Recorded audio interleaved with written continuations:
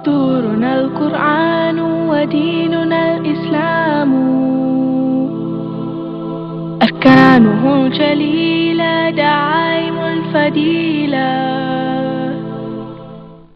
وَلَقَدْ يَسَّرْنَا الْقُرْآنَ لِلذِّكْرِ فَهَلْ مِن مُدَّكِرٍ، اور بے شک ہم نے آسان کیا قرآن نصیحت کو، پھر ہے کوئی نصیحت پکڑنے والا؟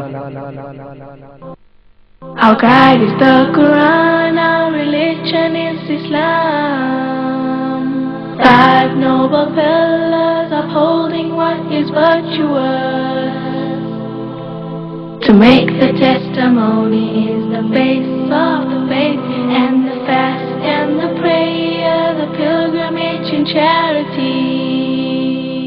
सूरतुल हश्र, सूरतुल हश्र के 5 पैराग्राफ हैं। इसको सूरतुल हश्र को सूरत बनी नदीर भी कहते हैं।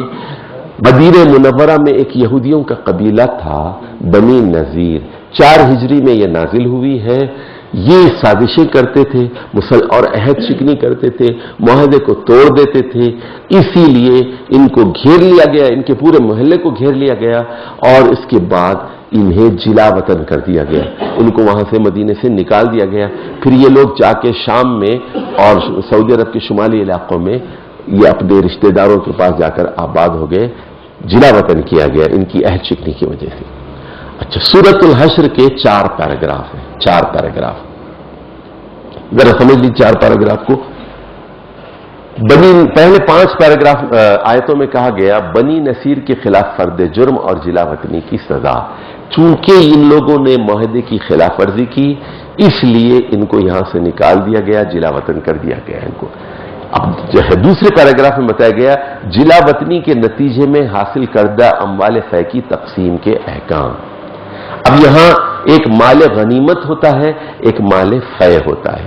माल गनीमत वो उस माल को कहते हैं, लड़ाई होती है, जख्मी होते हैं, लोग शहीद होते हैं, मरते हैं और फतेह होती है इसके बाद, तो उसका कानून सूरह अनफाल में बयान किया गया।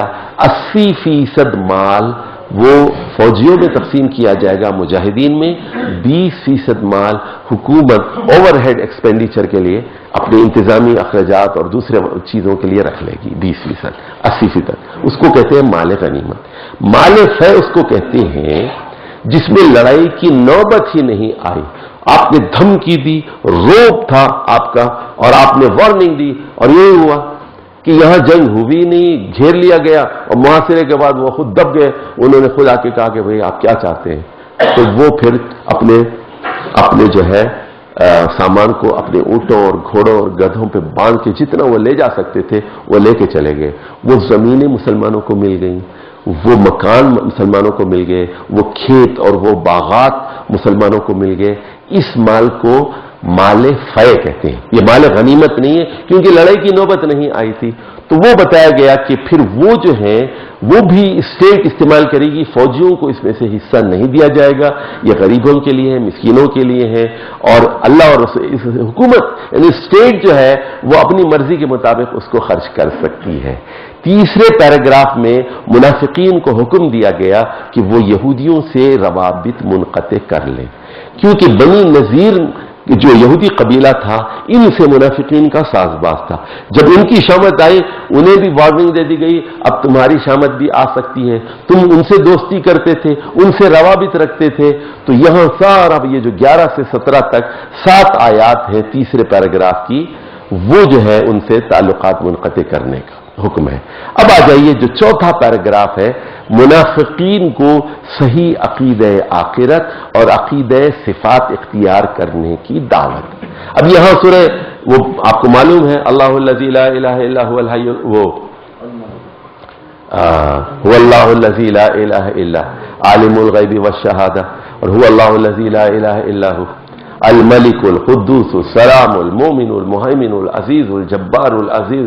वो सारी जो सिफात आई हैं वो क्यों आई हैं? वो मुनाफिकीन के बारे में आई हैं कि तुम्हारा अल्लाह पर ईमान सही नहीं है, तुम अल्लाह को अंधा समझते हो, अल्लाह को बहरा समझते हो, अल्लाह को ये के बारे में ये अकीदा नहीं है कि वो देख रहा है और वो मलिक है, बादशाह है और वो भूलता नहीं, गलती नहीं करता, उसके इल्म से कोई चीज मावरा नहीं है।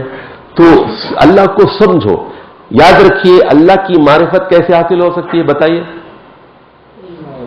अल्लाह को आप देख सकते हैं, अल्लाह से टेलीफोन पे बात हो सकती है, अल्लाह को आप टेलीविजन पे देख सकते हैं, टेलीफोन पे बात हो सकती है। तो अल्लाह की मारिफत का एक ही जरिया है, वो अल्लाह की सिफात। अल्लाह की सिफात के जरिए अल्लाह की मारिफत हो सकती है कि वो अल हई है, वो मरता नहीं, वो सोता नहीं, वो ऊँगता नहीं, वो भूलता नहीं, वो अला कुल्ली शैइन कदीर है, वो बसीर है, वो समी है।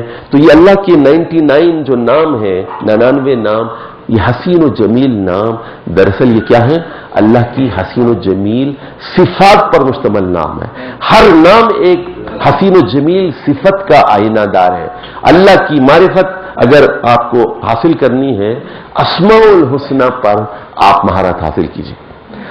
अल अस्माउल हुस्ना जो है, इस पर 2 किताबें बड़ी अच्छी हैं। एक तो एक साहब ने मौला मौदूदी की कोई किताब नहीं है इस बारे में, लेकिन तफहीमुल कुरान से उन्होंने क्या किया, वो जितनी आयात अस्मा के बारे में आई हैं उनको मुरतब करके, उनको एडिट करके एक किताब बना ली है अल अस्माउल हुस्ना की, और बड़ी काम की किताब है वो, क्योंकि तफहीम की चीजों को री एडिट करके उन्होंने एक बना ली है किताब। दूसरी किताब काजी सलमान तुरी की है, जो सीरत रहमतुल लिल आलमीन के जो मुसन्निफ हैं, और बड़ी अच्छी किताब है। मैंने इस किताब से बहुत फैज़ उठाया। दोनों किताबें बड़ी अच्छी हैं। चलिए जी, अब यहां पर मरकजी मजमून सूरह हश्र का क्या है? अल्लाह, मोहम्मद रसूलुल्लाह सल्लल्लाहु अलैहि वसल्लम और इस्लामी हुकूमत के मुखालिफिन और मुनाफिकीन जलील व खार हो जाते हैं। मुनाफकत के इलाज के लिए मुनाफिकीन को यहूदियों से मेल जोल खत्म करने और सिफात इलाही का सही इदराक हासिल करने की हिदायत दी, क्योंकि ये जो है बनी नज़ीर को सजा मिली और मुनाफिकीन को यहां वार्निंग दी गई। और ये है सूरतुल हश्र का मरकजी मजमून। सूरतुल हश्र के